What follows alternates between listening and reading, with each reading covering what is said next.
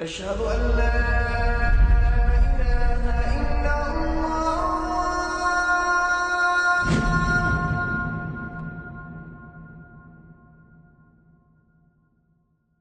Raindrops media পরিবেশিত audio lecture series সেইরাহ। এই সিরিজে আলোচিত হবে পৃথিবীর বুকে শ্রেষ্ঠতম মানুষ রাসূলুল্লাহ মুহাম্মদ সাল্লাল্লাহু আলাইহি ওয়াসাল্লামের জীবন কথা। ইন্নাল হামদুলিল্লাহ ওয়াসসালাতু ওয়াসসালামু আলা রাসূলিল্লাহ ওয়া আলা আলিহি ওয়া আসহাবিহি ওয়া সাল্লামা তাসলিমান কাসীরান মাজিদান ইলা ইয়াউমিদ্দিন, আম্মা বা'দ। আজকের পর্বে আমরা আমাদের আলোচনা শুরু করছি মদিনার ইসলামী রাষ্ট্রের দ্বিতীয় প্রজেক্ট নিয়ে। আমরা জানি আল্লাহ রাসূল সাল্লাল্লাহু আলাইহি ওয়াসাল্লাম মদিনাতে এসেই মদিনার ধর্মীয়, সামাজিক, আইনগত এবং সামরিক কাঠামো দাঁড় করানোর ব্যাপারে মনোযোগ দেন। গত পর্বে আমরা আলোচনা করেছিলাম মদিনার ইসলামী রাষ্ট্রের প্রথম প্রজেক্ট নিয়ে, মসজিদ নির্মাণ সম্পর্কে। আর দ্বিতীয় প্রজেক্টটি হল মুহাজির আর আনসারদের মধ্যে মুআখা বা ভ্রাতৃত্ববোধ প্রতিষ্ঠা করা। আগের পর্বগুলোতে আমরা একটা বিষয় বারবার উল্লেখ করেছি এবং আবারও উল্লেখ করছি, তা হল তৎকালীন আরব সমাজ ছিল প্রচণ্ড বিভক্ত একটি সমাজ। এই বিভক্তির পেছনে মূল কারণ ছিল তাদের গোত্রীয় ধ্যান ধারণা। এক একটি গোত্র ছিল এক একটি বড় পরিবার, আর প্রত্যেকে প্রত্যেকের গোত্র নিয়ে গর্ব করত। নিজ গোত্রের লোকজন ঠিক করুক আর ভুল করুক, প্রত্যেকে নিজ গোত্রের পক্ষ নেবে। স্রেফ গোত্রীয় সম্মান আর মর্যাদা রক্ষার জন্য রক্তক্ষয়ী সংঘর্ষে লিপ্ত হতো আরবরা। গোত্রই ছিল তাদের সব। তাদের মান মর্যাদা, আভিজাত্য, শ্রেষ্ঠত্ব পুরোপুরি সংজ্ঞায়িত হতো তাদের বংশ বা গোত্র পরিচয়কে ঘিরে। ইসলাম তাদের এই ধারণাটি বদলে দিল। ইসলাম বলল, কেউ যত উঁচু বংশ বা গোত্রের হোক না কেন, যদি সে ঈমান না আনে, ভালো কাজ না করে, তবে তার এই পরিচয় মূল্যহীন। ইসলাম গোত্র পরিচয়ের ওপরে ঈমানকে প্রাধান্য দেয়া শিক্ষা দিল।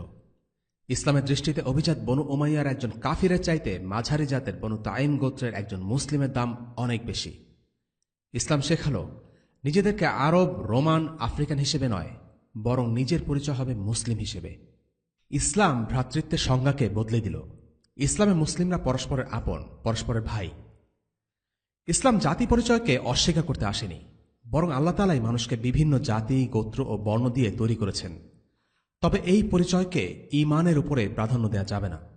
নবীজি সাল্লাল্লাহু আলাইহি ওয়াসাল্লাম ইসলামী ভ্রাতৃত্বের এই শিক্ষা মদিনা থেকে নয়, বরং মাক্কি দাওয়াতের একদম শুরু থেকেই দিয়ে এসেছেন।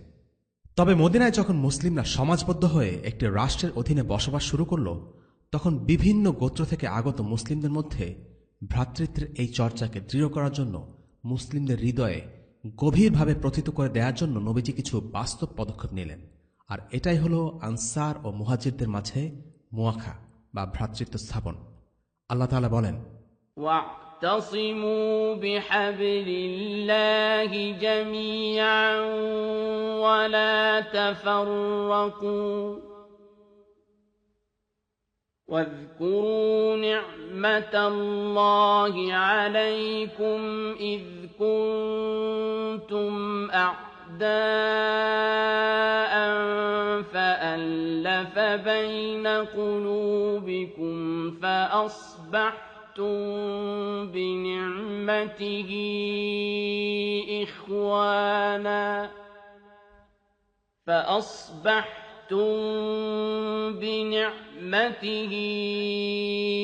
إخوانا وكنتم على شفا حفرة من النار فأنقذكم منها كذلك يبين الله لكم آياته لعلكم تهتدون। আর তোমরা সকলে আল্লাহর রজ্জুকে সুদৃঢ় হস্তে ধারণ করো, পরস্পর বিচ্ছিন্ন হও না। তোমরা সে নেয়ামতের কথা স্মরণ করো যা আল্লাহ তোমাদেরকে দান করেছেন। তোমরা ছিলে পরস্পরের শত্রু, অতঃপর আল্লাহ তোমাদের মনে সম্প্রীতি দান করেছেন। ফলে এখন তোমরা তার অনুগ্রহের কারণে পরস্পর ভাই ভাই হয়েছ। তোমরা অবস্থান করছিলে এক অগ্নিকুণ্ডের পাড়ে, অতঃপর তা থেকে তিনি তোমাদেরকে মুক্তি দিয়েছেন। এভাবেই আল্লাহ নিজের নিদর্শনসমূহ প্রকাশ করেন যাতে তোমরা হিদায়াত প্রাপ্ত হতে পারো। সূরা আলে ইমরান আয়াত 103। আল্লাহ তাআলা আরো বলেন, وألف بين قلوبهم لو أنفقت ما في الأرض جميعا ما ألفت بين قلوبهم ولكن الله ألف بينهم إنه عزيز حكيم আর প্রীতি সঞ্চার করেছেন তাদের অন্তরে। যদি আপনি জমিনের সব কিছু ব্যয় করে ফেলতেন তবুও তাদের অন্তরে প্রীতি সঞ্চার করতে পারতেন না, কিন্তু আল্লাহ তাদের মনে প্রীতি সঞ্চার করেছেন। নিঃসন্দেহে তিনি পরাক্রমশালী, সুকৌশলী। সূরা আনফাল আয়াত ৬৩। এখানে আল্লাহ সুবহানাহু ওয়া তাআলা রাসূলুল্লাহ সাল্লাল্লাহু আলাইহি ওয়াসাল্লামকে বলছেন, মুসলিমদের অন্তরে একে অপরের জন্য যে ভালোবাসা তা আল্লাহ তাআলা নিজ গুণে তৈরি করে দিয়েছেন। আল্লাহ নবীজিকে বলছেন, তুমি যদি ওদের ২ হাত ভরে সম্পদ তুলে দিতে তবুও তারা একে অপরকে ভালোবাসত না। তাদের অন্তরে যে ভালোবাসা এটা আল্লাহই তৈরি করে দিয়েছেন, আর এটা অন্য কোনোভাবে সম্ভব হতো না। আমরা আগে উল্লেখ করেছি, আনসারদের ২ গোত্র আওস এবং খাজরাজের মধ্যে ব্যাপক রেষারেষি ছিল। তাদের মধ্যে রক্তক্ষয়ী যুদ্ধের দীর্ঘ ইতিহাস ছিল। কথায় কথায় তাদের মধ্যে যুদ্ধের দামামা বাজত। অথচ তারা যখন ঈমান আনলেন তাদের মধ্যে এই শত্রুতা উধাও হয়ে গেল। এই ২টি গোত্র এক হয়ে গেল, এমনভাবে এক হয়ে গেল যে তাদেরকে আওসি বা খাজরাজি না বলে ইসলামের ইতিহাস তাদেরকে আনসার হিসেবে চিহ্নিত করেছে। আনসাররা ছিলেন মদিনার স্থানীয় বাসিন্দা, আর মুহাজিররা ছিলেন মক্কা থেকে আগত। তারা কেউ কাউকে চিনতেন না, কোনো আত্মীয়তার সম্পর্ক তাদের ছিল না। আরবের বাস্তবতায় ২টি ভিন্ন গোত্রের মানুষ একে অপরকে নিজের আপন ভাইয়ের মতো কাছে টেনে নেবে, এটা ছিল অকল্পনীয় একটা বিষয়। কিভাবে এই অকল্পনীয় ব্যাপারটি সম্ভব হল তা আল্লাহ ব্যাখ্যা করেছেন। এর কারণ হল তারা ছিলেন একই দ্বীনের অনুসারী। একই দ্বীনের অনুসারী হওয়ার কারণে যে ভালোবাসা তাদের মধ্যে ছিল তা আল্লাহ তাআলার সৃষ্টি। তিনি মুহাজির ও আনসারদের মধ্যে একে অপরের প্রতি ভালোবাসা দিয়েছেন এবং তাদেরকে পরস্পরের ভাই করে দিয়েছেন। আল্লাহ রাসূল সাল্লাল্লাহু আলাইহি ওয়াসাল্লাম আনসার ও মুহাজিরদের মধ্যে সত্যিকারের ভাই ভাই সম্পর্ক স্থাপন করেছেন, আর এর মাধ্যমে জাহিলিয়াতের গোড়ামি দূর হয়ে গেল। তাদের মধ্যে যে নতুন বন্ধন গড়ে উঠল তা হল ইসলামের বন্ধন। আল্লাহ তাআলা বলেন, والذين تبوأوا الدار والإيمان من قبلهم يحبون من هاجر إليهم ولا يجدون في صدورهم حاجة مما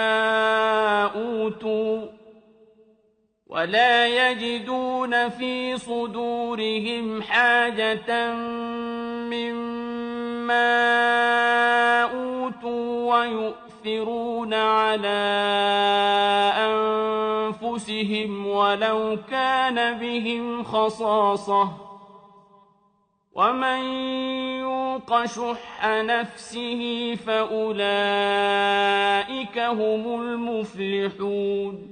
যারা মুহাজিরদের আগমনের পূর্বে মদিনায় বসবাস করছিল এবং বিশ্বাস স্থাপন করেছিল তারা মুহাজিরদের ভালোবাসে।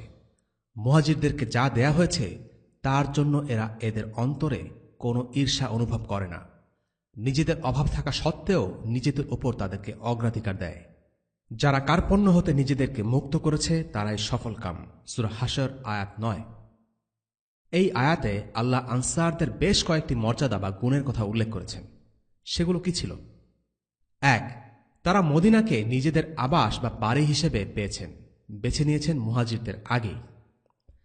মদিনাকে আল্লাহ তাআলা আনসারদের দ্বার বা বাড়ি হিসেবে উল্লেখ করেছেন। বাংলা ভাষায় আমরা বাসা এবং বাড়ি দুটো শব্দের মধ্যে কিছুটা পার্থক্য করি। বাসা বলতে শুধু থাকার জায়গায় বোঝায়, কিন্তু বাড়ি শুধু থাকার জায়গায় নয়, বরং বাড়ি শব্দটির সাথে নিজেদের সুখ শান্তির একটি অনুভূতিও জড়িয়ে থাকে। মদিনা আনসারদের শহর ছিল সত্যি, কিন্তু মদিনা তাদের জন্য সত্যিকারের বাড়ি হয়েছে তারা ঈমান আনার পর। জাহিলিয়াতের সময় ইয়াসরিব ছিল অশান্তির একটা জায়গা, কিন্তু ইসলাম গ্রহণের পর মদিনা একটি শান্তিময় শহরে পরিণত হয়েছে। মুহাজিররা ঈমান এনেছেন আনসারদের আগে, কিন্তু একটি জায়গায় আনসাররা এগিয়ে ছিলেন, আর তা হল মদিনাকে তারা নিজেদের বাড়ি হিসেবে পেয়েছেন মুহাজিরদের আগে। আর এই ব্যাপারটি উল্লেখ করে পরের আয়াতেই আল্লাহ তাআলা মুহাজিরদের প্রশংসায় বলেছেন,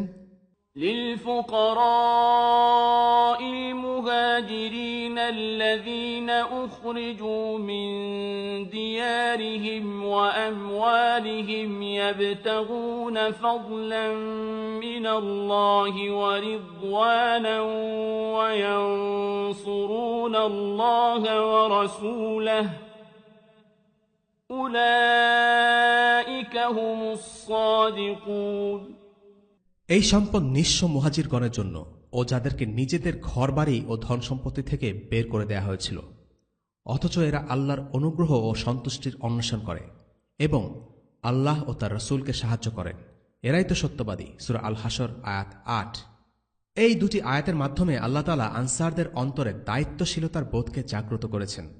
তাদেরকে বলছেন, তোমাদের ঘরবাড়ি আছে আর তোমাদের ভাইরা আল্লাহর সন্তুষ্টির আশায় তাদের ঘরবাড়ি ছেড়ে দিয়ে তোমাদের কাছে চলে এসেছে। ২ নম্বর পয়েন্ট, আনসারদের দ্বিতীয় গুণ ছিল তারা মুহাজিরদেরকে ভালোবাসতেন। ৩ নম্বর পয়েন্ট, আনসারদের তৃতীয় গুণ ছিল মুহাজিরদের ব্যাপারে তাদের অন্তরে কোনো ঈর্ষা ছিল না। এই কথার মাধ্যমে স্বয়ং আল্লাহ মুহাজিরদের প্রতি আনসারদের ভালোবাসার আন্তরিকতার ব্যাপারে সাক্ষ্য দিচ্ছেন। মুহাজিররা বনু নাজিরের যুদ্ধ থেকে প্রাপ্ত সম্পদ লাভ করেছিল, কিন্তু এটা নিয়ে আনসারদের মনে কোনো হিংসা বা ক্ষোভ ছিল না, বরং তারা খুশি মনেই নিজেদের হক মুহাজির ভাইদের জন্য ছেড়ে দিয়েছিলেন। পরবর্তীতে এই কাহিনী বিশদভাবে আলোচনা করা হবে ইনশাআল্লাহ। চতুর্থ গুণ, তারা নিজেদের অভাব থাকা সত্ত্বেও মুহাজিরদেরকে অগ্রাধিকার দিতেন। এবং পঞ্চম গুণ, কৃপণতা থেকে তারা নিজেদেরকে মুক্ত করতে পেরেছিলেন। এই ভ্রাতৃত্ববোধের সূচনা হয় হিজরতের ৫ মাস পর থেকে, আবার কেউ কেউ বলেছেন হিজরতের ৯ মাস পর থেকে। অন্যান্যরা বলেছেন মসজিদে নববী নির্মাণের পরপরই এই ভ্রাতৃত্ববোধের সূচনা হয়। তবে সত্যি বলতে ভ্রাতৃত্ব স্থাপনের এই প্রক্রিয়া আসলে সব সময় বিরাজমান ছিল। আল্লাহ রাসূল সাল্লাল্লাহু আলাইহি ওয়াসাল্লাম যখন মসজিদ নির্মাণ করছিলেন, তখনই তিনি মুহাজির ও আনসারদের জন্য একসাথে দোয়া করেছিলেন।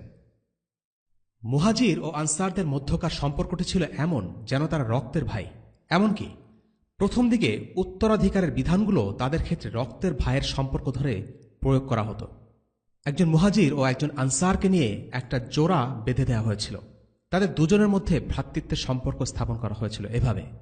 এরকম কয়েকটি উদাহরণ হল আবু বকর as-সিদ্দিক রাদিয়াল্লাহু আনহুর সাথে খারিজা ইবিন জুহাইর রাদিয়াল্লাহু আনহু, ওমর ইবনুল খাত্তাব রাদিয়াল্লাহু আনহুর সাথে ইতবান ইবিন মালিক রাদিয়াল্লাহু আনহু, আবু উবাইদা ইবনুল জাররা রাদিয়াল্লাহু আনহুর সাথে সাআদ ইবিন মুআজ রাদিয়াল্লাহু আনহু, আব্দুর রহমান ইবিন আউফ রাদিয়াল্লাহু আনহুর সাথে সাআদ ইবিন আর-রাবি রাদিয়াল্লাহু আনহু, আজ-জুবাইর ইবনুল আওয়াম রাদিয়াল্লাহু আনহুর সাথে সালামা ইবনে সালামা ইবিন ওয়াকাশ রাদিয়াল্লাহু আনহু, তালহা ইবিন উবাইদুল্লাহ রাদিয়াল্লাহু আনহুর সাথে কাব ইবিন মালিক রাদিয়াল্লাহু আনহু, সাঈদ ইবিন যায়েদ রাদিয়াল্লাহু আনহুর সাথে উবাই ইবিন কাব রাদিয়াল্লাহু আনহু, মুসআব ইবিন উমাইর রাদিয়াল্লাহু আনহুর সাথে আবু আইয়ুব খালিদ ইবিন যায়েদ রাদিয়াল্লাহু আনহু, আবু হুযাইফা ইবিন উতবা ইবিন রাবিয়া রাদিয়াল্লাহু আনহুর সাথে আব্বাদ ইবিন বিশর ইবিন ওয়াকাশ রাদিয়াল্লাহু আনহু, আম্মার ইবিন ইয়াসির রাদিয়াল্লাহু আনহুর সাথে হুযাইফা বিন ইয়ামান রাদিয়াল্লাহু আনহু, আবু যর গিফারি রাদিয়াল্লাহু আনহুর সাথে আল মুনজির ইবিন আমর রাদিয়াল্লাহু আনহু, হাতিব ইবিন আবি বালতা রাদিয়াল্লাহু আনহুর সাথে ওয়াইন ইবিন সাঈদা রাদিয়াল্লাহু আনহু, সালমান ইবিন ফারিসি রাদিয়াল্লাহু আনহুর সাথে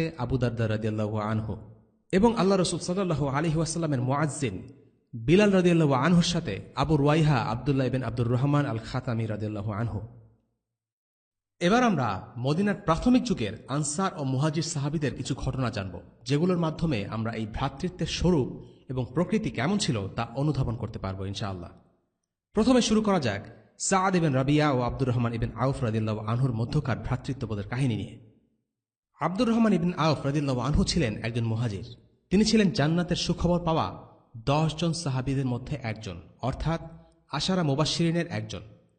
তিনি হিজরত করার পর সাআদ ইবিন রাবিয়ার বাসায় ওঠেন। সাআদ ইবিন রাবিয়া ছিলেন আনসারী সাহাবী। এই দুজন ভাইয়ের ঘটনা আব্দুর রহমান ইবিন আউফ রাদিয়াল্লাহু আনহুর মুখে শোনা যায়। তিনি বর্ণনা করেন, হিজরত করে মদিনায় আসার পর আল্লাহ রাসূল সাল্লাল্লাহু আলাইহি ওয়াসাল্লাম আমার ও সাআদ ইবিন রাবিয়ার মধ্যে ভ্রাতৃত্বের বন্ধন করে দেন। সাআদ ইবিন আর-রাবি আমাকে বলল, শোনো, আমি হলাম আনসারদের মধ্যে সবচেয়ে ধনী। আমি আমার সম্পদের অর্ধেক তোমাকে দিয়ে দেব। আমার 2 জন স্ত্রী রয়েছে। তোমার যাকে পছন্দ হয় আমাকে বলো, আমি তাকে তালাক দিয়ে দিব। ইদ্যত পূর্ণ হলে তুমি তাকে বিয়ে করে নিতে পারো, কোনো সমস্যা নেই। আব্দুর রহমান ছিলেন খুব অমায়িক, কর্মঠ এবং মর্যাদাবান একজন মানুষ।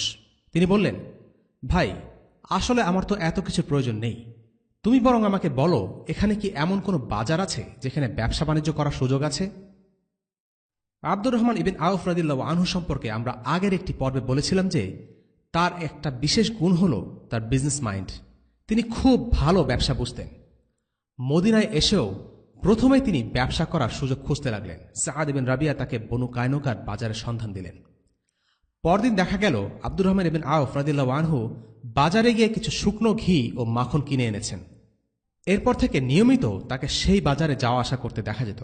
অর্থাৎ আব্দুর রহমান ইবিন আউফ অল্প দিনেই তার ব্যবসা দাঁড় করিয়ে ফেললেন।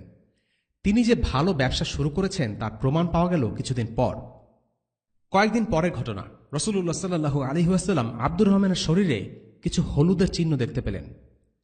তখনকার দিনে বিয়েতে মেয়েরা হলুদ রঙের এক ধরনের পাউডার বা মেকআপ জাতীয় কিছু ব্যবহার করতেন। সদ্য বিবাহিত আব্দুর রহমানের গায়ের সেরকম কিছু ছাপ দেখা যাচ্ছিল। বর্তমান সময়ের সাথে তুলনা করলে বিষয়টা লিপস্টিকের দাগের মতো। সেটা দেখে নবীজি ধারণা করলেন নিশ্চয়ই আব্দুর রহমান বিয়ে করেছেন। তাকে জিজ্ঞেস করলেন, বিয়ে করেছেন নাকি আব্দুর রহমান? আব্দুর রহমান বললেন, জি বিয়ে করেছি। নবীজি জিজ্ঞেস করলেন, কাকে বিয়ে করেছ? এক আনসারী মহিলাকে বিয়ে করেছি, আব্দুর রহমান বললেন। নবীজি সাল্লাল্লাহু আলাইহি ওয়াসাল্লাম বললেন, আচ্ছা তো তাকে কেমন মোহর দিলে? আব্দুর রহমান ইবিন আউফ জবাব দিলেন, খেজুরের 1 আটি পরিমাণ স্বর্ণ দিয়েছি। খেজুরের 1 আটি পরিমাণ স্বর্ণ মোহর হিসেবে বেশ ভালোই। আব্দুর রহমান ইবিন আউফ কিছুদিন আগেই মদিনায় এসেছেন, অথচ এর মধ্যেই তিনি বেশ ভালো মোহর দিয়ে বিয়ে করে ফেলেছেন। এতেই বোঝা যায় যে আল্লাহ তাআলা তার ব্যবসায় বারাকা দিয়েছেন। নবীজি সাল্লাল্লাহু আলাইহি ওয়াসাল্লাম এরপর তাকে বললেন, যাও একটি বকরি দিয়ে হলেও ওয়ালিমা করে নাও। এই ঘটনা থেকে একটা ছোট শিক্ষা আছে। নবীজি সাল্লাল্লাহু আলাইহি ওয়াসাল্লামের সময়ে বিয়ের বিষয়টা এতই সহজ আর স্বাভাবিক ছিল যে আব্দুর রহমান ইবিন আউফ রাদিয়াল্লাহু আনহুর মতো সাহাবী, যে কিনা রাসূলুল্লাহ সাল্লাল্লাহু আলাইহি ওয়াসাল্লামের খুবই কাছের মানুষ, তার বিয়ের কথাও নবীজি জেনেছেন বিয়ের পর। অর্থাৎ সে সময় বিয়ে খুবই সহজ একটা ব্যাপার ছিল। এতটাই সহজ যে ঘটা করে আয়োজন করে টাকা পয়সা শ্রাদ্ধ আর হৈ হুল্লোড় করে বিয়ের প্রচলন ছিল না। এটা ছিল পৃথিবীর সর্বশ্রেষ্ঠ প্রজন্মের বিয়ের কালচার। আর বর্তমানে আমরা বিয়েতে অপচয় তো করছি, একই সাথে যাবতীয় হারাম ও ফাহিশা কাজের উপলক্ষ হয়ে দাঁড়িয়েছে এই বিয়ে। যে বিয়েতে ছেলেমেয়েরা অবাধে মেলামেশা করে, গান বাজনা হয়, সে ধরনের বিয়েতে উপস্থিত হওয়ার ব্যাপারেও আলিমদের নিষেধাজ্ঞা আছে। কাজেই নিজেদের বিয়েতে এমনটা আয়োজন করা কতটা কঠোরভাবে নিষিদ্ধ তা বলাই বাহুল্য। দ্বিতীয় ঘটনা হল সালমান আল ফারিসি রাদিয়াল্লাহু আনহু আবু দারদা রাদিয়াল্লাহু আনহু ঘটনা। রাসূলুল্লাহ সাল্লাল্লাহু আলাইহি ওয়াসাল্লাম সালমান আল ফারিসি ও আবু দারদা রাদিয়াল্লাহু আনহুর মাঝে ভ্রাতৃত্বের বন্ধন করে দেন। সালমান ছিলেন মুহাজির আর আবু দারদা ছিলেন আনসার। একদিন সালমান আল ফারিসি রাদিয়াল্লাহু আনহু তার ভাই আবু দারদা রাদিয়াল্লাহু আনহুর সাথে সাক্ষাৎ করতে এসে তার স্ত্রী উম্মে দারদাকে মলিন পোশাকে দেখতে পান। তখনও হিজাবের আয়াত নাজিল হয়নি। সালমান আল ফারিসি এই মলিন জীর্ণ শীর্ণ পোশাক দেখে জানতে চাইলেন কেন এই অবস্থা। উম্মে দারদা বললেন, আপনার ভাই আবু দারদার পার্থিব কোনো কিছুর প্রতি মোহ নেই। কিছুক্ষণ পর আবু দারদা এলেন। তারপর তিনি সালমানের জন্য খাবার তৈরি করে বললেন, তুমি খেয়ে নাও, আমি সাওম পালন করছি। সালমান রাদিয়াল্লাহু আনহু বললেন, না, তুমি না খেলে আমিও খাব না। এরপর আবু দারদা বাধ্য হয়েই সিয়াম ভেঙে সালমানের সাথে খেলেন। রাত হলে আবু দারদা সালাত আদায়ে দাঁড়াতে গেলেন, কিন্তু সালমান বললেন, না, তুমি এখন সালাতে দাঁড়াবে না, তুমি এখন ঘুমাবে। অগত্যা আবু দারদা ঘুমিয়ে পড়লেন। কিছুক্ষণ পর আবু দারদা আবার সালাতে দাঁড়াতে উদ্যত হলেন। সালমান তাকে আবারও ঘুমাতে বললেন। রাতের শেষ ভাগে সালমান আবু দারদাকে নিজ থেকে জাগালেন এবং দুজনেই সালাত আদায় করলেন। পরে সালমান তাকে বললেন, তোমার উপর তোমার রবের হক আছে, তোমার নিজেরও তোমার উপর হক আছে, আবার তোমার পরিবারেরও হক রয়েছে। প্রত্যেক হকদারকে তার হক প্রদান করো। এরপর আবু দারদা রাদিয়াল্লাহু আনহু নবীজির নিকট উপস্থিত হয়ে এই ঘটনা বর্ণনা করলেন। সব শুনে নবীজি বললেন, সালমান যা বলেছে ঠিকই বলেছে। সালমান আল ফারিসি রাদিয়াল্লাহু আনহু মক্কা থেকে হিজরত করেননি। তিনি পারস্য থেকে রাসূলুল্লাহ সাল্লাল্লাহু আলাইহি ওয়াসাল্লামের খোঁজে মদিনাতে এসেছেন। তারপরও রাসূলুল্লাহ সাল্লাল্লাহু আলাইহি ওয়াসাল্লাম তার সাথে আবু দারদার ভ্রাতৃত্বের বন্ধন করে দিয়েছেন। তৃতীয় ঘটনাটি কোনো ব্যক্তি বিশেষের ঘটনা নয়, এটি সবাইকে নিয়ে। আনসারগণ মুহাজিরদেরকে নানা দিক থেকে সাহায্য করতেন এবং নিজেদের সম্পদ থেকে যতটুকু সম্ভব তাদেরকে দেয়ার চেষ্টা করতেন। একদিন তারা নবীজি সাল্লাল্লাহু আলাইহি ওয়াসাল্লামকে এসে প্রস্তাব দিলেন, হে আল্লাহ রসুল, আমাদের খেজুরের বাগানগুলো আমাদের ও মুহাজিরদের মাঝে ভাগ করে দিন। তারা নিজ থেকেই তাদের বাগানের অর্ধেক মুহাজিরদেরকে দিয়ে দিতে চাইলেন। নবীজি চাইলেন না আনসাররা তাদের জমিজমার মালিকানার একটা বড় অংশ এভাবে ছেড়ে দিক। তিনি বললেন, না, ভাগ করে দেওয়ার প্রয়োজন নেই। আনসাররা মেনে নিলেন। তারা নবীজির বিরুদ্ধে একটি কথাও বললেন না। কিন্তু তারা তাদের ভাইদের সাহায্য করার জন্য রীতিমতো সুযোগ খুঁজছিলেন। তারা নতুন একটা প্রস্তাব নিয়ে হাজির হলেন। বললেন, এক কাজ করা যাক, মুহাজিররা আমাদের বাগানগুলো আবাদ করুক আর উৎপাদিত খেজুরের একটা অংশের মালিক হোক। মুহাজিররা বললেন, আমরা এতে রাজি আছি। তাদের মধ্যে চুক্তি ছিল যে মুহাজিরগণ অর্ধেক কাজ করবে, কিন্তু পরে দেখা গেল যে অর্ধেকের বেশি কাজ আনসাররাই করে ফেলেছেন। তারা আগ বাড়িয়ে নিজ থেকে কাজ করে ফেলেছেন। মুহাজিরদের তেমন কোনো কাজই করতে হয়নি। মুহাজিররা এই মানুষগুলোর উদারতায় অবাক হয়ে গেলেন। নবীজি সাল্লাল্লাহু আলাইহি ওয়াসাল্লামের কাছে এসে বললেন, হে আল্লাহর রাসূল, আমরা ওনাদের মতো এত ভালো মানুষ কখনো দেখিনি। যখন তাদের অবস্থা সচ্ছল থাকে তখন তারা আমাদের সাহায্য তো করেনি, যখন তাদের অবস্থা অর্থনৈতিকভাবে খারাপ দেখেছি তখনও তারা আমাদেরকে স্বস্তিতে রেখেছেন। নিজেদের ক্ষেতে তারা নিজেরা কাজ করেন, অথচ আমাদেরকে ফসলের অর্ধেক দিয়ে দেন। আনসারদের এমন উদারতা দেখে মুহাজিররা আল্লাহ রসুল সাল্লাল্লাহু আলাইহি ওয়াসাল্লামকে বললেন, হে আল্লাহ রসুল, আনসাররাই তো সব সওয়াব পেয়ে গেলেন, আমরা তো কিছুই পেলাম না। রাসূলুল্লাহ সাল্লাল্লাহু আলাইহি ওয়াসাল্লাম বললেন, না, তোমরা যদি তাদের জন্য আল্লাহর কাছে দোয়া করো এবং তাদের প্রশংসা করো তাহলে তোমরাও সওয়াবের অধিকারী হবে। এ থেকে একটা জিনিস বোঝা যায়, মুহাজিরদের চিন্তা ভাবনা, কনসার্ন সবকিছু কতটা আখিরাতমুখী ছিল। আনসার ও মুহাজিরদের এই ঘটনাগুলো থেকে আমরা একটা জিনিস দেখি, আর তা হল তাদের সম্পর্কে দুটো জিনিস জড়িয়ে আছে, উদারতা ও কৃতজ্ঞতা। আনসাররা মুহাজিরদের জন্য নিজেদের হৃদয় খুলে দিয়েছিলেন, আর মুহাজিররাও কখনো আনসারদের উদারতার কথা ভুলেননি। তারা সব সময় আনসারদের প্রতি কৃতজ্ঞ ছিলেন এবং তাদের জন্য দোয়া করেছেন। প্রথম দিকে মুহাজিরিন ও আনসারদের মধ্যে ভ্রাতৃত্বের সম্পর্ক ছিল জোড়ায় জোড়ায়। উত্তরাধিকার আইন প্রয়োগের ক্ষেত্রে তাদেরকে আপন ভাই ধরে সম্পদ ভাগাভাগি করা হতো। কোনো আনসার মারা গেলে তার মুহাজির ভাই তার সম্পদ লাভ করত উত্তরাধিকারী হিসেবে। মুহাজিরদের অবস্থার উন্নতি হলে এই বিশেষ সম্পর্কগুলো লুপ্ত হয়ে যায়, কিন্তু তাদের মধ্যে স্বাভাবিক ভ্রাতৃত্ববোধ রয়েই যায়। তারপর থেকে উত্তরাধিকার আইন শুধুমাত্র রক্তের সম্পর্কের আত্মীয়দের ক্ষেত্রে প্রয়োগ করা হতো। এবার আমরা এই মুআখা বা ভ্রাতৃত্ব স্থাপনের শিক্ষা ও প্রভাব নিয়ে কিছুটা আলোচনা করব কয়েকটা পয়েন্টের মাধ্যমে। 1 নম্বর, এই ধরনের ভ্রাতৃত্ব স্থাপনের মাধ্যমে সম্পূর্ণ নতুন একটি বন্ধনের উপর ভিত্তি করে মদিনাতে নতুন একটি সমাজ গড়ে উঠেছিল।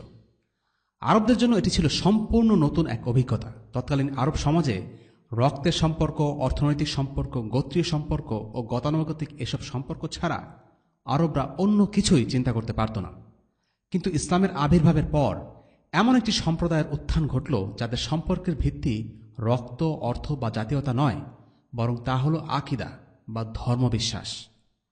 বর্তমান সময়ে আমাদের জন্য ইসলামী ভ্রাতৃত্বের এই বোধটি অনুধাবন করা সহজ নয়। এর কারণ হল আমরা ইসলামী ভ্রাতৃত্বের সাথে অভ্যস্ত নই, বরং সেকুলার দেশে জাতীয়তাবাদ ভিত্তিক সম্পর্ক দেখেই বড় হয়ে উঠেছি। যে কোনো দেশ বা রাষ্ট্রের নাগরিকদের মধ্যে সম্পর্কের একটি ভিত্তি থাকে। ঊনবিংশ শতাব্দীর আগ পর্যন্ত পৃথিবীতে বেশিরভাগ দেশে ধর্মীয় বিশ্বাস ছিল শাসক শাসিতের সম্পর্ক এবং নাগরিকদের সম্পর্কের মৌলিক ভিত্তি। সেকুলারিজমের উত্থান হওয়ায় ইউরোপের আইন ব্যবস্থা ও নাগরিক জীবনে ধর্মের প্রভাব বিলুপ্ত হতে থাকে, আর খ্রিস্টান রোমান সাম্রাজ্য ভেঙে অনেকগুলো ছোট ছোট রাষ্ট্র জন্ম নিতে থাকে। এই রাষ্ট্রগুলোর আইন ব্যবস্থা হয় ধর্মনিরপেক্ষতা বা সেকুলারিজম। নতুন ধর্মনিরপেক্ষ রাষ্ট্রগুলোর সদস্যদের মধ্যকার বন্ধন কী হবে তা নিয়ে প্রচুর বিতর্ক চলে ইউরোপে। অবশেষে তারা জাতি পরিচয় বা এথনিসিটির ভিত্তিতে জাতিরাষ্ট্র বা নেশন স্টেট গড়ে তোলে। অর্থাৎ জার্মানদের জন্য জার্মান, ইতালিয়ানদের জন্য ইতালি, ফ্রেঞ্চদের জন্য ফ্রান্স, আইরিশদের জন্য আয়ারল্যান্ড, এভাবে প্রত্যেক জাতি নিজেদের জন্য আলাদা স্টেট বা রাষ্ট্র গড়ে তোলে।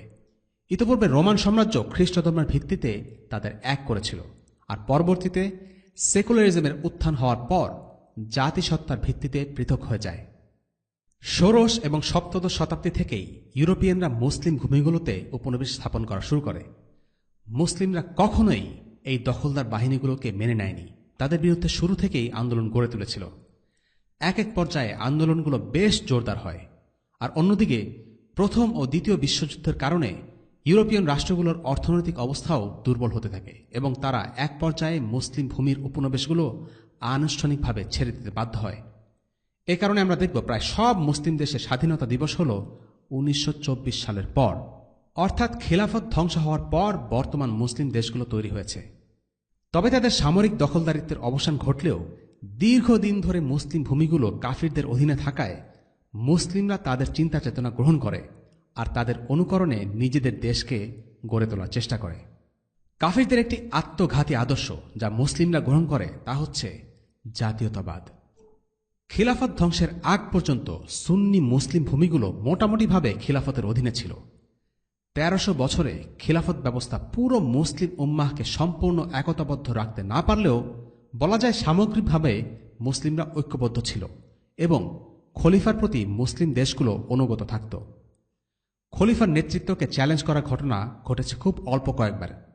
কিন্তু বিংশ শতাব্দীতে এসে মুসলিমরা ইউরোপিয়ানদের সরাসরি দখলদারিত্ব থেকে মুক্ত হলেও তাদেরই অনুকরণে জাতি পরিচয় অর্থাৎ এথনিসিটির ভিত্তিতে তাদের রাষ্ট্র গড়ে তুলতে থাকে। যেমন আরব, মিশরি, ইরাক, সিরিয়া, সুদান, সোমালিয়া প্রত্যেকের জন্য আলাদা রাষ্ট্র।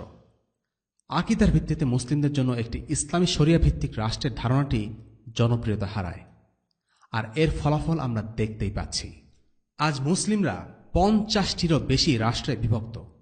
কোন মুসলিম রাষ্ট্র কাফির দেশ বা জোট কর্তৃক সামরিকভাবে আক্রান্ত হলে বাকিরা এর বিরুদ্ধে অবস্থান নেয় না, বরং অনেকেই কাফিরদের সাথে এক হয়ে যায়। কোন মুসলিম রাষ্ট্রের উপর জাতিসংঘ স্যাংশন বা অর্থনৈতিক নিষেধাজ্ঞা আরোপ করলে অন্য দেশগুলো সরকাররা সাহায্য তো দূরে থাক, তারা উল্টো খুশি হয়। কারণ মুসলিম হয়ে মুসলিমদের সাহায্য করার বোধটি জাতীয়তাবাদের সংকীর্ণ বোধ দ্বারা আজ প্রতিস্থাপিত হয়েছে।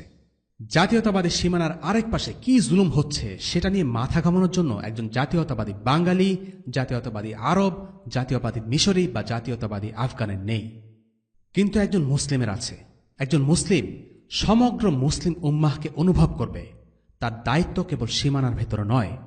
ইসলাম একটি সার্বজনীন ধর্ম যা এসেছে সবার জন্য, আর তাই মুসলিমরা একটি গ্লোবাল লেন্স থেকে পৃথিবীকে দেখবে। আল্লাহ রাসূল সাল্লাল্লাহু আলাইহি ওয়াসাল্লাম বলেছেন, মুমিনদের পারস্পরিক সম্প্রতি, দয়া ও মায়া মমতার উদাহরণ একটি দেহের মতো। যখন দেহের একটি অঙ্গ কষ্ট পায় তখন তার জন্য সারা দেহ অনিদ্রা ও জ্বরে আক্রান্ত হয়। বর্তমানে মুসলিম উম্মতের বিভক্তির কারণ আকিদার গৌণ বিষয় বা ফিকহি মতপার্থক্য নয়। মুসলিম উম্মার বিভক্তির কারণ হল জাতীয়তাবাদ, যা মুসলিমদেরকে দুর্বল ও বিভক্ত করে রেখেছে এবং অন্তর্কোন্দলে ব্যস্ত রেখেছে। জাতীয়তাবাদ মুসলিমদের জন্য একটি ক্যান্সারের মতো। এই জাতীয়তাবাদ মুসলিমদেরকে দায়িত্ব জ্ঞানহীন ও স্বার্থপর বানিয়ে রেখেছে। মুসলিমদের পরাজিত অবস্থানের অনেকগুলো কারণের একটি হল জাতীয়তাবাদ। আমরা যদি ক্রুসেডের সময়টা দেখি তাহলে দেখব, যখন ক্ষমতালোভী মুসলিম শাসকরা একে অপরের সাথে যুদ্ধ করে বিভক্ত হয়েছিল, ঠিক তখনই ক্রুসেড শক্তি মুসলিম ভূমিতে আক্রমণ চালিয়েছে এবং তছনছ করেছে। আর মুসলিমরা যখন ঐক্যবদ্ধ হল তখন এই ক্রুসেড শক্তিকে তারা জিহাদ দ্বারা পরাজিত করেছে। দ্বিতীয় ক্রুসেডের সময় ক্রুসেডাররা মুসলিম বিশ্বের 4টি গুরুত্বপূর্ণ জায়গায় ঘাঁটি স্থাপন করতে সক্ষম হয়েছিল। সে সময় মুসলিমরা যখন প্রতিরোধ গড়ে তোলে তখন নিজেদের জাতি পরিচয় কোনো বাধা হয়ে দাঁড়ায়নি। ইরাক, সিরিয়া, মিশরের মুসলিমরা একে অপরকে সাহায্য করেছে এবং পর্যায়ক্রমে একে একে সমস্ত ঘাঁটি উৎখাতের পর জেরুসালেম মুক্ত করেছিলেন সালাউদ্দিন আল আইয়ুবী রাহিমাহুল্লাহ। তুরস্কে যখন খিলাফত ধ্বংস হওয়ার পথে তখন ভারতের মুসলিমরা সেই খিলাফত রক্ষার জন্য আন্দোলন করেছে। যদিও সেই আন্দোলন সফল হয়নি, কিন্তু তুরস্কের একটি ক্রাইসিসে ভারতবর্ষের মুসলিমদের মুভমেন্ট দেখিয়ে দেয় কিছুদিন আগ পর্যন্ত মুসলিমদের মধ্যে ইসলামী ঐক্যের বোধ কতটা তীব্র ছিল। আমরা যদি এই উম্মতের সমাধান চাই তাহলে আমাদেরকে ফিরে যেতে হবে ইসলামের প্রথম প্রজন্মে। তারা ইসলামকে কিভাবে দেখেছিলেন, কিভাবে বুঝেছিলেন, ভ্রাতৃত্ব বলতে, ঐক্য বলতে তারা কি বুঝতেন। এবার জানা যাক কোরআনে আল্লাহ তাআলা ঈমান, ভ্রাতৃত্ব, আনুগত্য, বিশ্বস্ততা সম্পর্কে কি বলেছেন। মাক্কী জীবনের শুরু থেকে আল্লাহ রাসূল সাল্লাল্লাহু আলাইহি ওয়াসাল্লাম তার সাহাবীদের একটি শিক্ষা বারবার দিয়েছেন, তা হল ঈমানের বন্ধন রক্তের বন্ধনের চাইতেও দামি। যেমন আল্লাহ তাআলা নূহ আলাইহিস সালামের ছেলের ব্যাপারে বলেছেন, সে নূহের পরিবারের সদস্য ছিল না, কারণ সে ছিল একজন কাফের। ونادى نوح ربه فقال رب إن ابني من أهلي وإن وعدك الحق وأنت أحكم الحاكمين قال يا نوح إنه ليس من أهلك إنه عمل غير صالح فلا تسألن ما ليس لك به علم إني أعظك أن تكون من الجاهلين আর নূহ তার রবকে ডাকল এবং বলল, হে আমার রব, নিশ্চয়ই আমার সন্তান আমার পরিবারভুক্ত এবং আপনার ওয়াদা নিশ্চয় সত্য, আর আপনি বিচারকদের মধ্যে শ্রেষ্ঠ বিচারক। তিনি বললেন, হে নূহ, সে নিশ্চয়ই তোমার পরিবারভুক্ত নয়, সে অবশ্যই অসৎকর্মপরায়ণ। সুতরাং যে বিষয়ে তোমার কোনো জ্ঞান নেই, আমার কাছে তা চেয়েও না। আমি তোমাকে উপদেশ দিচ্ছি যেন মূর্খদের অন্তর্ভুক্ত না হও। সূরা হুদ আয়াত ৪৫ এবং ৪৬। এই আয়াতে আমরা দেখতে পাচ্ছি নূহ আলাইহিস সালাম বিনয়ের সাথে আল্লাহর কাছে জানতে চাইলেন যে আল্লাহ ওয়াদা করেছিলেন তিনি তার পরিবারের সদস্যদের রক্ষা করবেন, কিন্তু তার পুত্র পরিবারের সদস্য হওয়া সত্ত্বেও কেন আল্লাহর আযাব থেকে রক্ষা পেল না। নূহ আলাইহিস সালাম খুব ভালো করে জানতেন আল্লাহর ওয়াদা সত্য এবং এতে কোনো সন্দেহ বা সংশয় তার মনে নেই, কিন্তু তার পুত্রের এই পরিণতির কারণ জানার জন্য তিনি আগ্রহী ছিলেন। আল্লাহ এর জবাবে বলছেন, ইন্নাহু লাইসা মিন আহলিকা, অর্থাৎ সে তোমার পরিবারের সদস্য নয়। এই ঘটনা থেকে সকল মুসলিমদের জন্য একটি শিক্ষণীয় বিষয় আছে। ইসলামের পূর্বে মানুষ নিত্য নতুন অনেক শব্দ ব্যবহার করত। ইসলাম সে সকল শব্দের নতুন অর্থ দিয়েছে, যেমন সলাত শব্দটি। পূর্বে সলাত শব্দটির অর্থ ছিল প্রার্থনা, কিন্তু ইসলাম আসার পর এর অর্থ বদলে গেছে। এর দ্বারা একটি বিশেষ ইবাদত বোঝায়। তেমনি পরিবার বলতে সাধারণ অর্থে বোঝায় রক্তের সম্পর্কের আত্মীয়দের, নিকটবর্তী স্বজনদের। নূহ আলাইহিস সালামের সন্তান যেহেতু তার ঔরসজাত সন্তান, তাই তিনি মনে করেছিলেন যে তার নিজ সন্তানও বুঝি তার পরিবারের অন্তর্ভুক্ত। কিন্তু আল্লাহ পরিবার শব্দটির একটি নতুন সংজ্ঞা নূহ আলাইহিস সালামকে শিক্ষা দিলেন, আর সে সংজ্ঞা মতে রক্তের সম্পর্কই পরিবারের সদস্য হবার জন্য যথেষ্ট নয়, বরং পরিবারের সদস্য হতে চাইলে ঈমান থাকা চাই। আল্লাহ তাআলা আরও বলছেন, ভ্রাতৃত্ব, বিশ্বস্ততা এই বিষয়গুলো কেবল মুমিনদের মধ্যে সীমাবদ্ধ, অন্য কারো সাথে নয়। إنما المؤمنون إخوة فأصلحوا بين أخويكم واتقوا الله لعلكم ترحمون নিশ্চয় মুমিনরা পরস্পর ভাই ভাই, কাজেই তোমরা তোমাদের ভাইদের মধ্যে আপোষ মীমাংসা করে দাও, আর তোমরা আল্লাহকে ভয় করো, আশা করা যায় তোমরা অনুগ্রহপ্রাপ্ত হবে। সূরা আল হুজুরাত আয়াত ১০। ঈমানের এই নতুন বন্ধন করার সাথে আল্লাহ ওয়াজাল মুসলিমদের জন্য আদেশ করছেন তারা যেন কাফিরদের সাথে বন্ধন ভেঙে ফেলে। يا أيها الذين آمنوا لا تتخذوا آباءكم وإخوانكم أولياء إن استحبوا الكفر على الإيمان ومن يتولهم منكم فأولئك هم الظالمون হে ঈমানদারগণ, তোমরা নিজেদের পিতা ও ভাইদেরকে বন্ধুরূপে গ্রহণ করো না, যদি তারা ঈমান অপেক্ষা কুফরিকে প্রিয় মনে করে। তোমাদের মধ্য থেকে যারা তাদেরকে বন্ধুরূপে গ্রহণ করে তারাই জালিম। সূরা আত-তাওবা আয়াত ২৩। এখানে আল্লাহ সুবহানাহু ওয়া তাআলা মুসলিমদের বলছেন যে যেসব গোত্রের সাথে মুসলিমদের সম্পর্ক আছে তারা যদি মুসলিম না হয় তবে সে সম্পর্ক ছিন্ন করে ফেলতে হবে, তাদের প্রতি আনুগত্য পোষণ করা যাবে না। আল্লাহ তাআলা আরও বলেছেন, يا أيها الذين آمنوا لا تتخذوا عدوي وعدوكم أولياء تلقون إليهم بالمودة وقد كفروا بما جاءكم من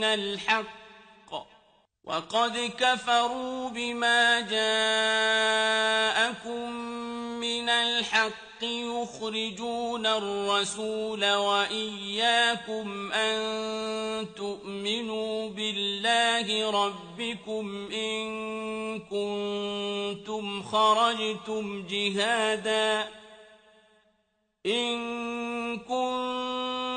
خرجتم جهادا في سبيلي وابتغاء مرضاتي تسرون إليهم بالمودة وأنا أعلم بما أخفيتم وما أعلنتم ومن يفعله منكم فقد ضل سواء السبيل إن يثقفوكم يكونوا لكم أعداء ويبسطوا إليكم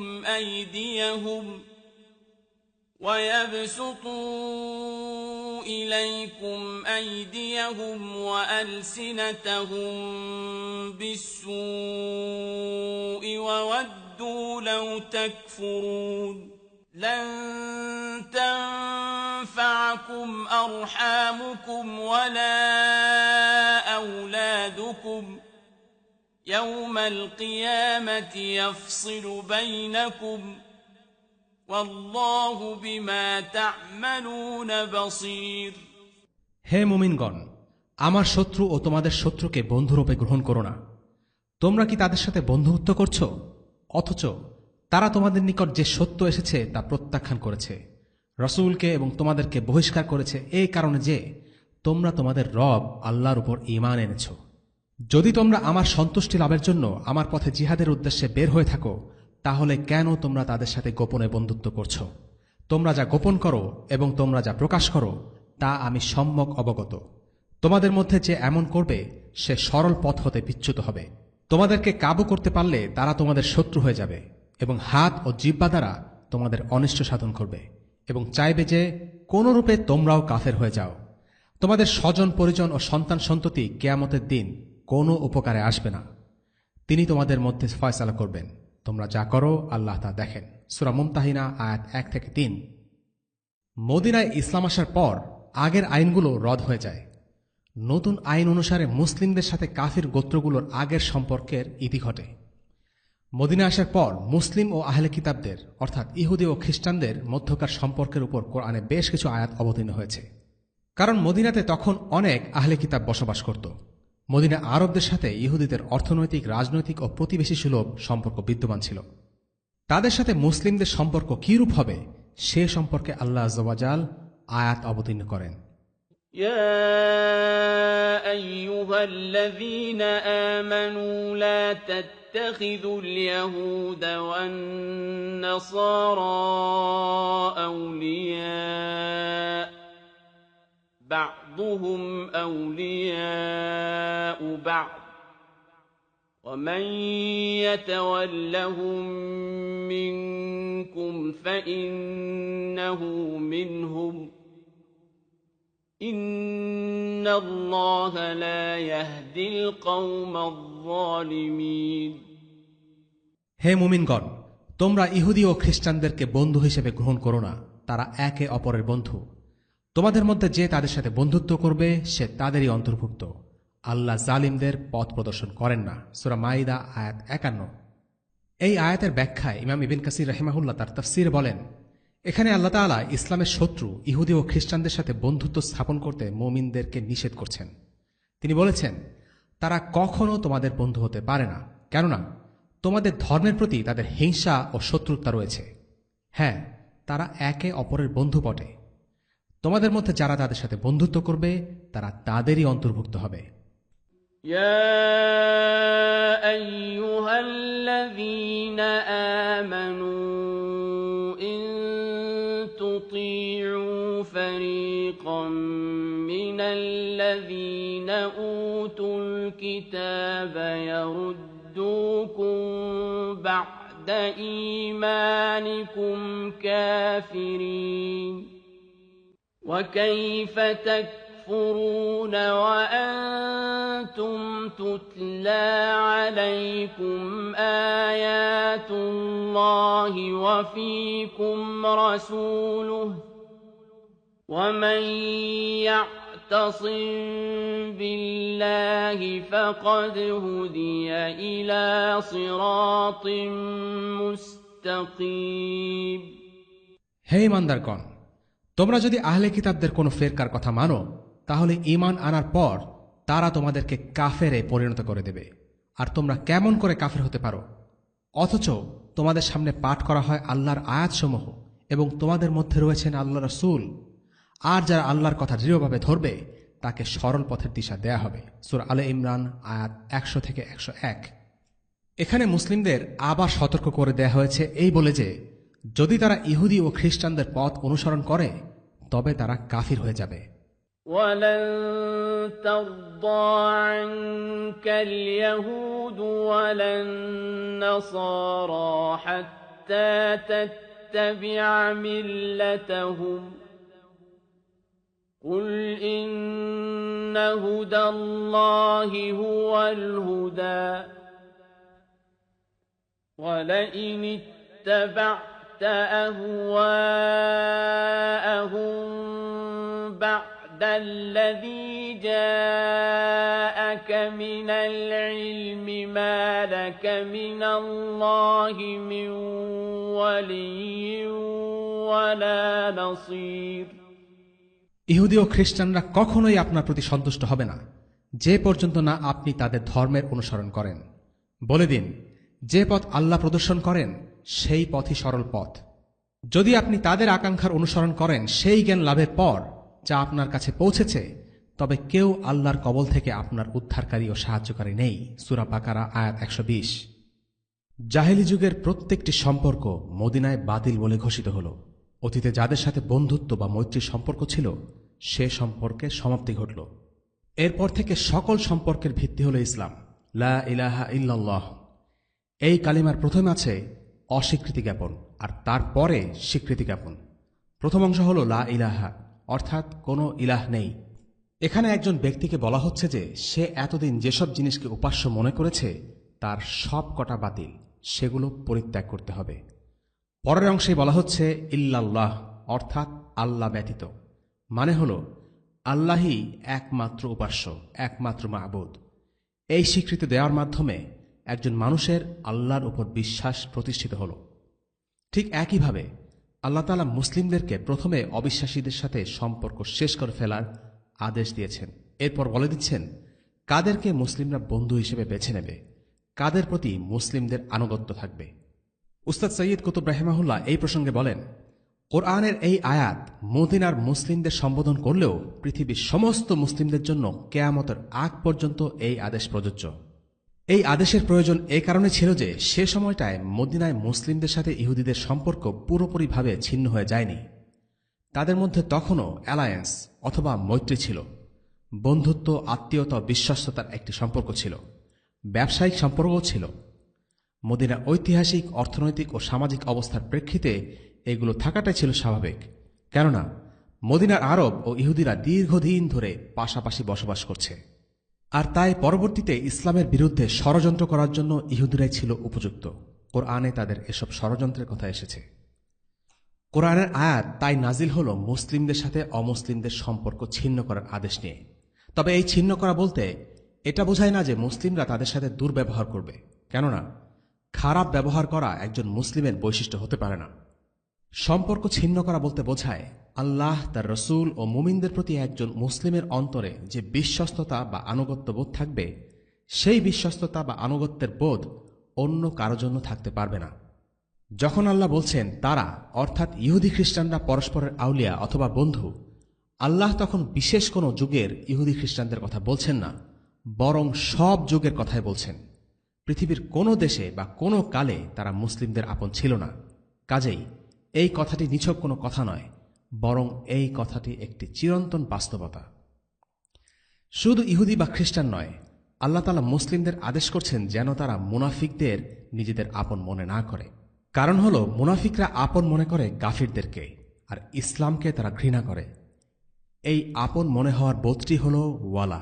আল্লাহ বলেন, بشر المنافقين بأن لهم عذابا أليما الذين يتخذون الكافرين أولياء من دون المؤمنين أيبتغون عندهم العزة فإن العزة لله جميعا মুনাফিকদের সুসংবাদ দাও যে নিশ্চয়ই তাদের জন্য রয়েছে যন্ত্রণাদায়ক আযাব।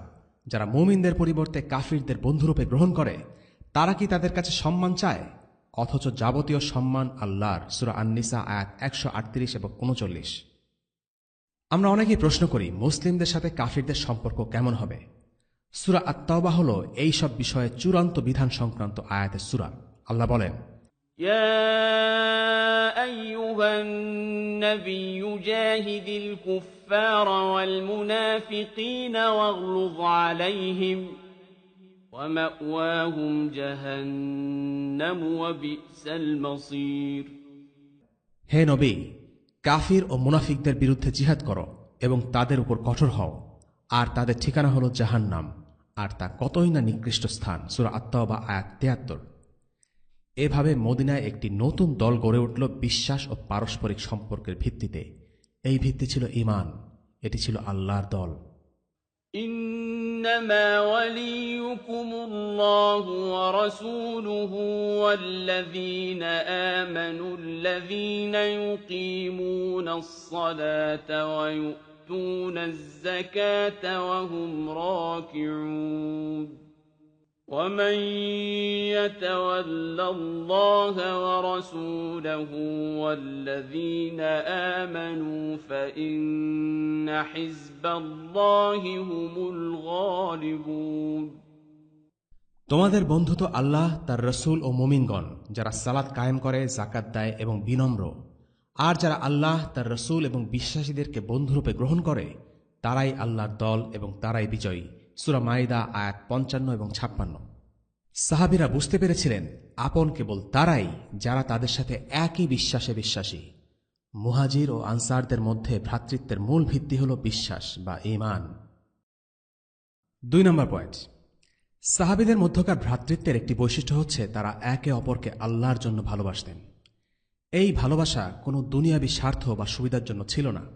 তারা একে অপরকে ভালোবাসতেন কারণ আল্লাহ তাদেরকে ভালোবাসতে বলেছেন। আবু হুরায়রা রাদিয়াল্লাহু আনহু বর্ণনা করেন, নবীজি সাল্লাল্লাহু আলাইহি ওয়াসাল্লাম বলেছেন, কিয়ামতের দিন আল্লাহ তাআলা বলবেন, তারা কোথায় যারা আমার মহিমা ও শ্রেষ্ঠত্বের খাতিরে একে অপরকে ভালোবেসেছিল? আজকের দিন আমি তাদেরকে আমার ছায়ায় আশ্রয় দেব, যেদিন আমার আরশের ছায়া ছাড়া অন্য কোনো ছায়া নেই। 3 নম্বর পয়েন্ট, সাহাবীদের ভ্রাতৃত্ব কেবল অর্থনৈতিক সাহায্য আর ঘরবাড়ি শেয়ার করার মধ্যে সীমাবদ্ধ ছিল না। তাদের মধ্যে আন্তরিকতা ছিল, আর সে কারণে তারা একে অপরকে ভালো কাজে নসিহা দিতেন, অপছন্দের কাজ থেকে বিরত রাখতেন। সালমান আল ফারিসি আর আবু দারদা রাদিয়াল্লাহু আনহুমার ঘটনা থেকে আমরা এমনটা দেখতে পাই। আবু দারদা রাদিয়াল্লাহু আনহু কিছুটা দুনিয়াবিমুখ হওয়ার কারণে নিজের আর তার পরিবারের ব্যাপারে তার যত্নে কিছুটা কমতে ছিল। বিষয়টা যখন সালমান লক্ষ্য করলেন তখন কিছুটা জোর করেই তিনি আবু দারদার অভ্যাসে পরিবর্তন আনার চেষ্টা করলেন। এর কারণ হল তারা পরস্পরকে আন্তরিকভাবে ভালোবাসতেন, শুধু টাকা পয়সা দিয়ে নয়, বরং আন্তরিক উপদেশ ও কথার মাধ্যমে একে অপরের ভালোটা চাইতেন। 4 নম্বর পয়েন্ট, আব্দুর রহমান ইবনে আউফ রাদিয়াল্লাহু আনহুর ঘটনা থেকে আমরা দেখি তিনি বেশ মর্যাদাবান মানুষ ছিলেন। কারো সাহায্য না নিয়ে নিজের পায়ে নিজে দাঁড়ানোটাই বেশি পছন্দ করলেন। শুধু তিনিই নন, মুহাজিররা সবাই বেশ দায়িত্বশীল এবং মর্যাদাবান ছিলেন। যারা নিজের উপার্জন নিজেরা করতে পারতেন না তারা হাল ছেড়ে বসে থাকতেন না, তারাও কিছু না কিছু করতেন। সত্যি বলতে আনসাররা যেমন করে তাদের নিজেদের সাহায্যের হাত বাড়িয়ে দিয়েছিলেন, মুহাজিরদের হয়তো কিছু না করলেও চলত, কিন্তু তারা ছিলেন মর্যাদাবান মানুষ। তারা জানতেন উপরের হাত, অর্থাৎ যেই হাত দান করে সেই হাতের মর্যাদা আল্লাহর কাছে বেশি, তাই তারা পরিশ্রম করে স্বাবলম্বী হতে চেয়েছেন। সবশেষে বলা যায় মুসলিমদের ঐক্য আল্লাহর পক্ষ থেকে একটি বিশেষ রহমত। যে বান্দারা সৎকর্মশীল অনুগত তাদেরকে আল্লাহ এই রহমত দেন। সত্যিকারের ঈমানের বৈশিষ্ট্য হল পারস্পরিক ভালোবাসা, সম্মান, দয়া, আখলাক এবং উদারতা। সাহাবীদের মধ্যে এই সব বৈশিষ্ট্যগুলো ছিল। আল্লাহ রাসূল সাল্লাল্লাহু আলাইহি ওয়াসাল্লাম বলেছেন, যার মধ্যে 3টি গুণ আছে সে ঈমানের স্বাদ লাভ করেছে। সেগুলো হল 1, আল্লাহ ও তার রসুল তার কাছে সবচাইতে প্রিয়। 2, সে আরেকজন মুসলিমকে শুধু আল্লাহর খাতিরেই ভালোবাসে। এবং 3, কুফরিতে ফিরে যাওয়াকে সে আগুনে ঝাঁপ দেওয়ার মতো অপছন্দ করে। আল্লাহ রাসূল সাল্লাল্লাহু আলাইহি ওয়াসাল্লাম আরও বলেছেন, একজন মুসলিম আরেকজন মুসলিমের ভাই, সে তার উপর জুলুম করবে না এবং তাকে জালিমের হাতে তুলে দেবে না। যে কেউ তার ভাইয়ের অভাব পূরণ করবে, আল্লাহ তার অভাব পূরণ করবেন।